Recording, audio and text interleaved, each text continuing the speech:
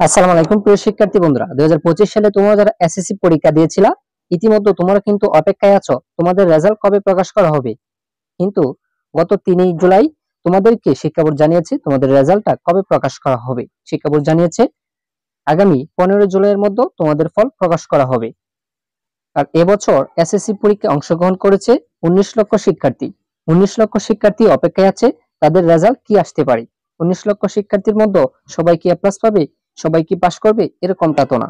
তবে প্রিয় শিক্ষার্থী বন্ধুরা, দেখো এখানে একটা রেজাল্ট শীট দেখতে পাচ্ছ। সকল শিক্ষার্থী চাই কিন্তু এরকম একটা রেজাল্ট করতে, অর্থাৎ জিপিএ 5 পেতে, জিপিএ 5 পেতে।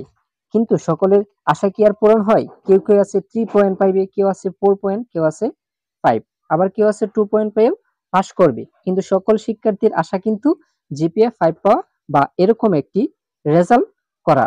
প্রিয় শিক্ষার্থী বন্ধুরা, তোমাদের জন্য দোয়া করি তোমরা যাতে সকলেই একটা ভালো ফলাফল করতে পারো, তোমাদের মা বাবার মনের আশা পূরণ করতে পারো।